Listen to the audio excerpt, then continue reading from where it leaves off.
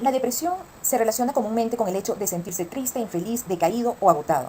La mayoría de las personas se sienten de esa manera de vez en cuando, durante periodos cortos, breves. Incluso, en algún momento de su vida, cualquier persona puede sentirse así. Puede involucrar a adultos, adolescentes y también a los niños estos síntomas. Sin embargo, la depresión clínica como tal es un trastorno del estado anímico en el cual los sentimientos de tristeza, pérdida, ira o frustración interfieren con la vida diaria durante un periodo de algunas semanas o más. Específicamente en los niños puede manifestarse apatía, problemas en el rendimiento escolar, irritabilidad y tristeza permanente. Aquí la importancia de la prevención en la salud mental. Esto involucra prestar atención en la rutina diaria para mantener hábitos sanos de sueño, de alimentación, llevar una vida con propósito, aumentar el autoconocimiento, aprender a detener el sufrimiento a tiempo, es decir, tener una mente disciplinada y cuidar los pensamientos con afirmaciones positivas frecuentes. Y por último, ser coherente con las creencias espirituales.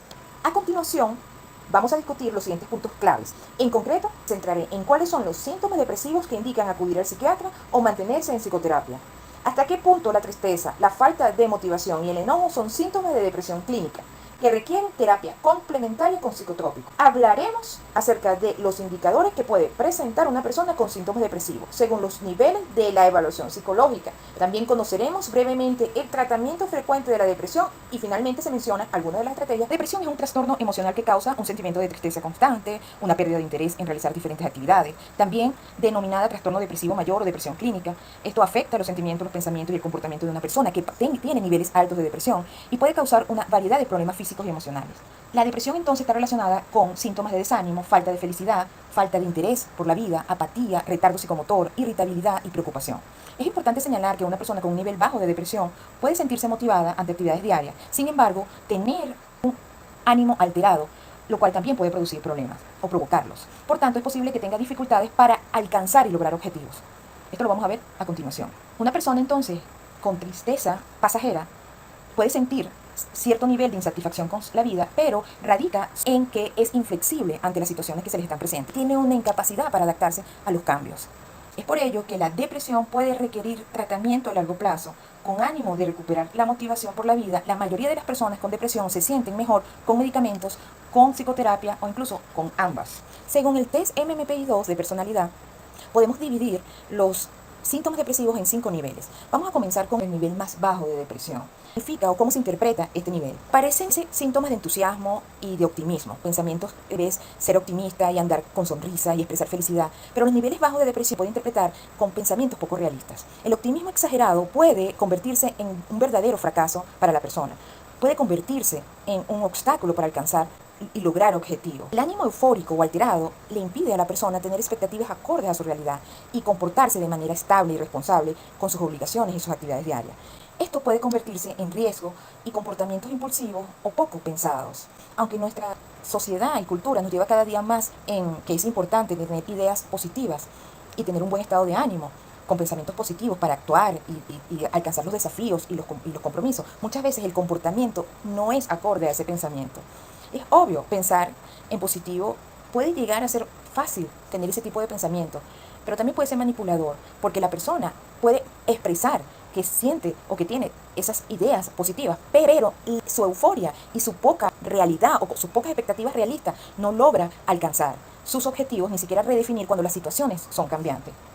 Es imposible entonces, con un estado muy eufórico, muy alterado, muy optimista, gestionar una productividad personal adecuada para convertir eso en hábitos saludables y comportamientos que van en pro del bienestar.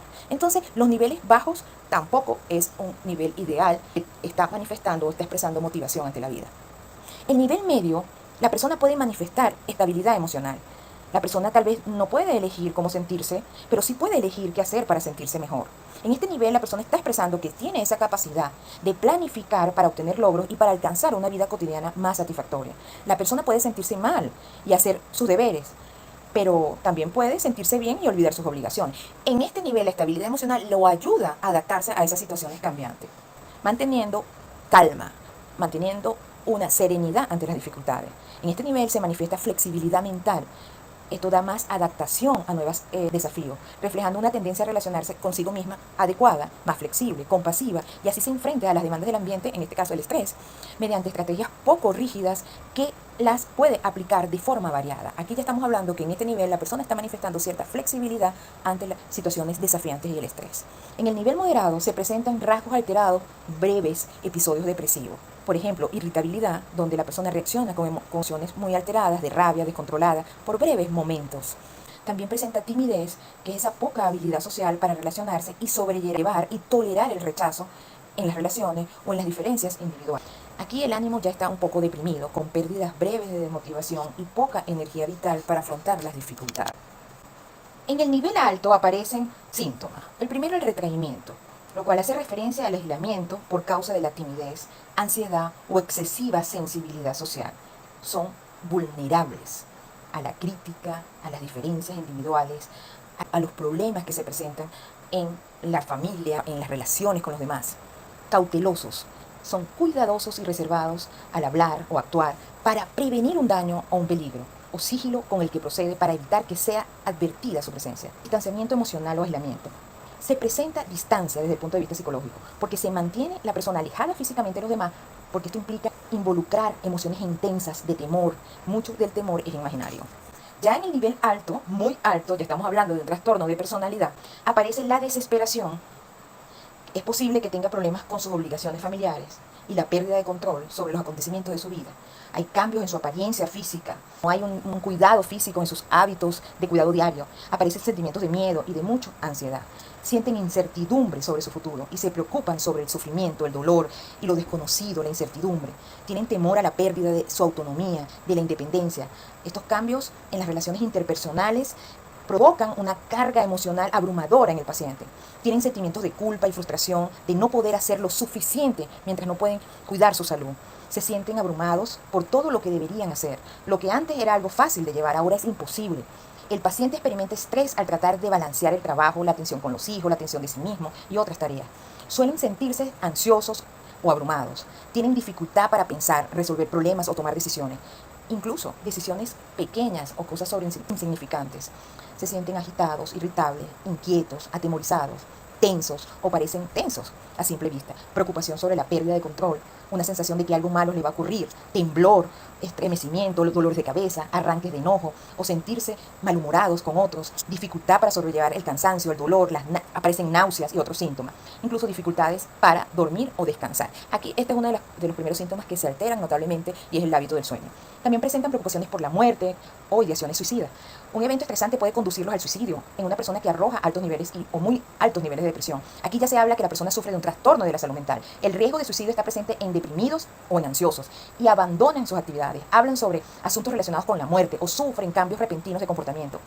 Con frecuencia, las tentativas de suicidio implican la existencia de cierta ambivalencia en la relación con el deseo de morir y suelen ser una forma de pedir ayuda.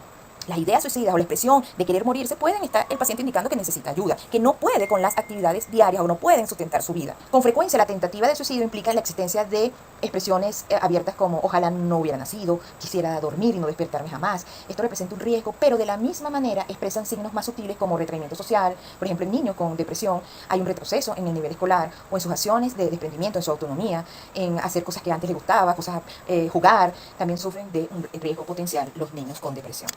El tratamiento de la depresión, los niveles altos y muy altos de la depresión inmediatamente requieren una atención psiquiátrica. Los tratamientos farmacológicos de la depresión se dividen en dos grandes grupos, antidepresivos y fármacos estabilizadores del humor. Los antidepresivos regulan la base neurobiológica de la depresión, equilibrando la neurotransmisión afectada del cerebro. Los fármacos estabilizadores del humor previenen la recaída de otros trastornos que subyacen a la depresión, como el trastorno bipolar. Entre los más conocidos se destaca el litio, es el más conocido para estabilizar el ánimo. Y los psicotrópicos pues está en manos del médico tratante que va a administrar las dosis que requiere el paciente y va a ir haciendo una supervisión y seguimiento del paciente en todos sus aspectos que competen a la depresión. Y la psicoterapia. La psicoterapia, sola o combinada con fármacos, ha demostrado su eficacia en la depresión, tanto para el tratamiento como para prevenir recaída. En los casos con niveles altos o muy altos de depresión, el clínico refiere inmediatamente al paciente al médico psiquiatra y espera entonces el trabajo de restablecimiento bioquímico del cerebro para continuar con la psicoterapia.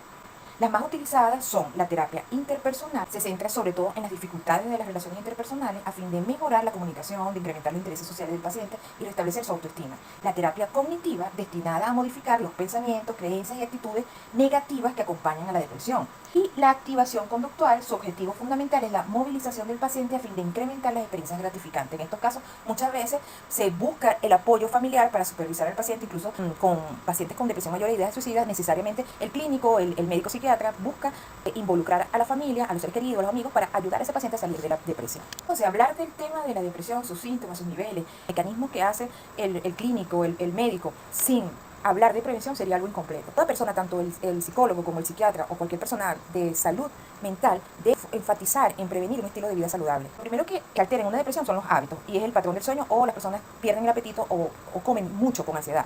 Entonces, cuidar, por ejemplo, hábitos del sueño, llevar un horario establecido, dormir 8 horas, aprender a soltar las preocupaciones luego de una jornada diaria. Estas son cosas que te pueden ayudar a mantener un estilo saludable y una mente sana. La alteración del sueño es uno de los primeros síntomas de la depresión que impide sobrellevar el estrés cotidiano. Aprender a gestionar las emociones, reconocerlas en el momento, aprender a autocalmarse, a dirigir los esfuerzos en la solución de problemas más objetivos, más racionales, incluso más reales, expresar lo que se siente sin buscar disfrazar los sentimientos, comunicar dentro de un contexto amable y compasivo, son cosas que te ayudan a una buena gestión emocional.